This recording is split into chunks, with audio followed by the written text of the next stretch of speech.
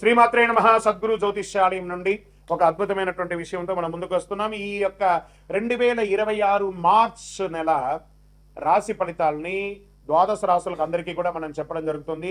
ప్రతి ఒక్కరికి జాతకం అంటే ఒక భయం, ఏదో ఒకటి తెలుసుకోవాలి. నాకు వ్యాపారం బాగుందా, నాకు ఉద్యోగం బాగుందా, నాకు కోర్టు యొక్క వ్యవహారాలు ఏదో తెలుస్తుందా, నాకు విదేశాల ఉద్యోగం ఉందా, నా వీసా వస్తుందా, నాకు H1 వీసా వస్తుందా, నా అప్పులు తీరుతుందా, నాకు ఆరోగ్యం ఎట్లా ఉంది, నా వ్యవసాయం ఎలా ఉంది, బాగా చదువుతానా, ఇలాంటి కన్ఫ్యూషన్స్తోనే ఎన్నో వీడియోస్ అన్ని కూడా చూస్తుంటారు వివిధ మాధ్యమాల ద్వారా.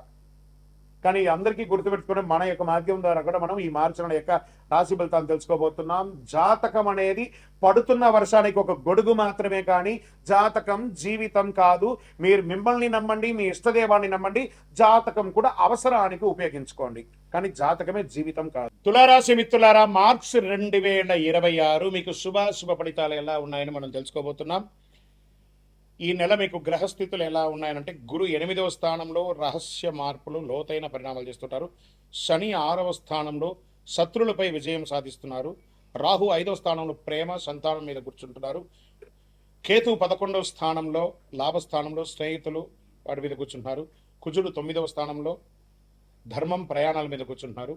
సూర్య భగవానుడు, బుధ భగవానుడు 5 మరియు 6వ స్థానంలో మార్పు చెందుతున్నారు. శుక్రుడు 6వ స్థానంలో ఉంటున్నారు. ఇది సాధారణ నెల కాదు. తులారాశి మిత్రులారా, మీ సమతుల్యత కోల్పోతే సమస్యలు, నిలబెట్టుకుంటే విజయం. ఇది క్యాప్షన్ ఈ నెల మీకు చాలా అద్భుతంగా. శని 6వ స్థానంలో ఉండడంలో శత్రువులపై పైచేయి ఉంటుంది. ఉద్యోగంలో ప్రమోషన్ ఆలస్యం కానీ ఖచ్చితంగా వస్తుంది. కోర్టు, డిపార్ట్మెంటు సమస్యలు పరిష్కారం అయ్యే అవకాశాలు ఉన్నాయి. ఉద్యోగంలో, ప్రైవేట్ రంగంలో మార్చి 15 తర్వాత మంచి అవకాశాలు, విదేశీయ ప్రాజెక్ట్స్ వచ్చే అవకాశాలు ఉన్నాయి. ఆన్సైట్ కూడా వెళ్ళే అవకాశాలు ఉన్నాయి. సహచరులతో అపార్థం రాకుండా చూసుకోండి, జాగ్రత్త. శాంతిగా వ్యవహరించండి, భావోద్వేగాలు నిర్ణయం చేసుకోండి. వ్యాపారస్తులకి మొదటి 15 రోజులు కాస్త నెమ్మదిగా ఉన్నా తర్వాత లాభం వస్తుంది. భాగస్వామి విషయంలో జాగ్రత్త. నూతన వ్యాపారం ప్రారంభించే వాళ్ళు ఏప్రిల్ తర్వాత ప్రారంభించండి, ఇప్పుడు తొందరపడకండి. ఫ్యాక్టరీ విషయంలో యంత్రాలు మెయింటెనెన్స్ అవసరం ఉంటుంది. కార్మికులతో కఠినంగా కాకుండా ప్రేమగా ఉండండి. ఏమైనా మిషనరీస్ ఎప్పటికప్పుడు ఆయిలింగ్, సర్వీస్ అవన్నీ కూడా ఓవరాల్ చేసుకుంటూ ఉండండి. రియల్ ఎస్టేట్ ఈ నెల కాస్త మందకోడిగా ఉంటుంది. నూతన సంవత్సరం ఉగాది వచ్చేస్తుంది కాబట్టి ఉగాది తర్వాత కొనుక్కునే అవకాశాలు బాగుంటాయి. దీర్ఘకాలిక పెట్టుబడులు కూడా చాలా మంచిది.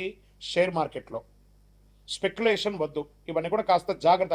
తులారాశి వారు కాస్త ఈ నెల అన్ని రకాలుగా జాగ్రత్తగా ఉండవలసినటువంటి విషయం. ఉగాది తర్వాత చాలా మేలు జరుగుతుంది. ఇంకా ఆర్థిక విషయంలో వచ్చినప్పటికీ ఖర్చులు బాగా పెరిగే అవకాశాలు ఉన్నాయి. ఆకస్మిక ఖర్చులు, తీసుకున్న అప్పులు, chit funds, bank loans, EMIs ఇవన్నీ కాస్త ప్రెషర్స్ ఎక్కువ ఉంటాయి. కాస్త జాగ్రత్తగా ఉండండి. బడ్జెట్ ప్లాన్ చాలా అవసరం మీకు ఈ నెల. విలాస ఖర్చులు కాస్త తగ్గించుకోండి.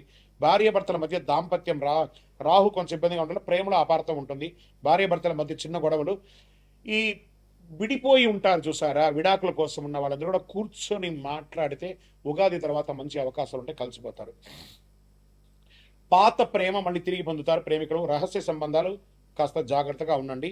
కుటుంబంలో తల్లి యొక్క ఆరోగ్యం పట్ల చాలా జాగ్రత్తగా ఉండాల్సింది.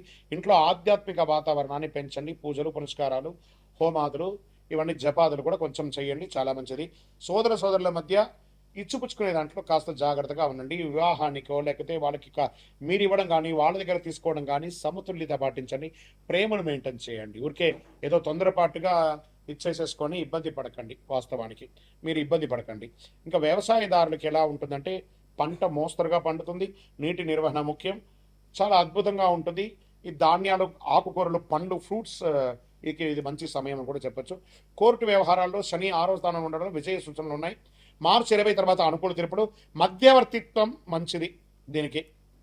ఇంకా విద్యార్థులు పోటీ పరీక్షలు కఠినంగా ఉంటారు కానీ విజయం సాధిస్తారు. విద్యార్థులారా, విదేశీ విద్యా యోగం, ఐటీ, లా, బ్యాంక్ సెక్టార్స్, తర్వాత సివిల్స్ రంగంలో ఉన్నవాళ్ళు, ఉద్యోగస్తులు ఉన్న వాళ్ళకి చాలా అద్భుతంగా ఉంటారు. రోజు 15 నిమిషాలు ధ్యానం చేయండి. ఫస్ట్ రాత్రి ఆలస్యంగా పడుకోవడాన్ని నియంత్రించండి. ఫోన్ అవాయిడ్ చేయండి ఫస్ట్, అన్నిటికంటే ముందు.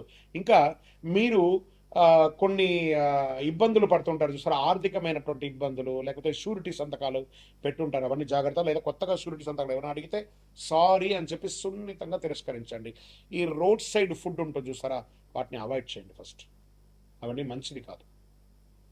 వాటిని కంపల్సరీ మీరు అవాయిడ్ చేయవలసినటువంటి సమయం.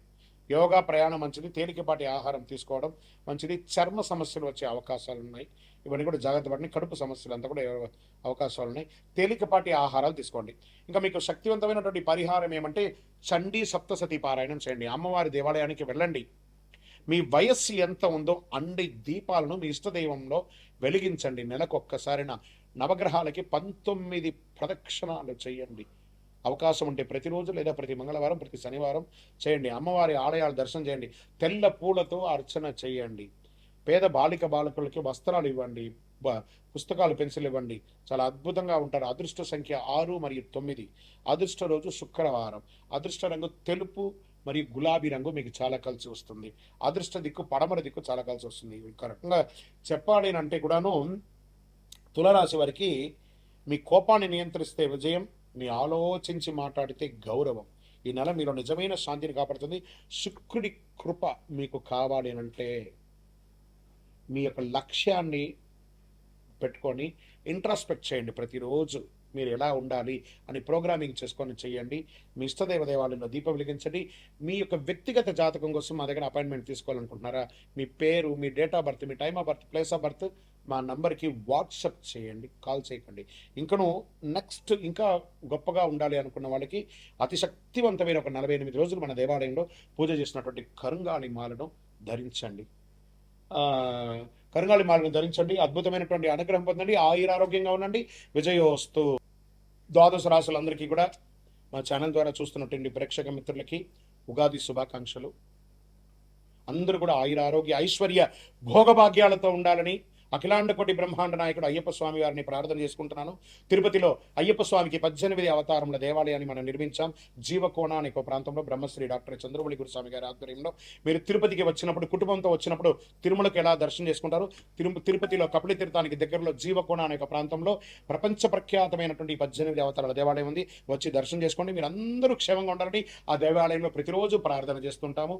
విజయోస్తు. వందే మాతరం, వందే మాతరం, వందే మాతరం. చంద్రమౌళి వెంకటేష్ శర్మ గురుస్వామి శరణమయ్యప్ప.